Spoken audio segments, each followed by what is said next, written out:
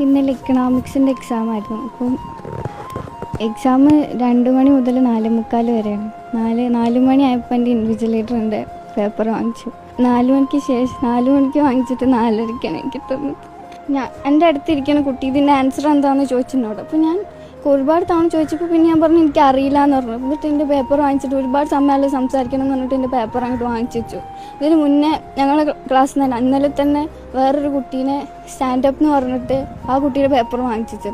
ആ കുട്ടീൻ്റെ പേപ്പറും ഒരുപാട് കഴിഞ്ഞിട്ടാണ് പിന്നെ കൊടുത്തത്. നിർത്തിക്കുക ചെയ്തത്. എനിക്കപ്പോൾ എന്താ ചെയ്യേണ്ടതെന്നറിയില്ല. എനിക്ക് ഇതുവരെ ഞാൻ ഇങ്ങനൊരിത് ഫേസ് ചെയ്തിട്ടില്ല. പിന്നെ ആരോട് എന്ത് പറയണമെന്നോ എനിക്കറിയാം. ഇനിയിപ്പോൾ ഞാൻ പറഞ്ഞു കഴിഞ്ഞാൽ എൻ്റെ പേപ്പർ തരൂലല്ലോ എന്ന് വിചാരിച്ചിട്ട് ഞാൻ ഒന്നും വേണ്ടിയില്ല. 4:30 ഞാൻ ഇങ്ങനെ സമയം നോക്കിയിരിക്കുകയാണ്. എനിക്ക് തീരെ സമയമില്ലല്ലോ വെച്ചിട്ട് ഞാൻ കരഞ്ഞു. അപ്പോൾ എനിക്ക് എനിക്ക് SSLCക്ക് +1 ഫുൾ A+. എനിക്ക് അതിൻ്റെ ആവശ്യമില്ല. ഞാൻ പഠിച്ചെഴുതണം എക്സാം. പഠിച്ചു പോയിട്ട് എനിക്ക് പഠിച്ചതിൽ എഴുതാനും പറ്റിയിട്ടില്ല. A+ വിചാരിച്ച എക്സാം A+ പോലും ഉണ്ടാവും.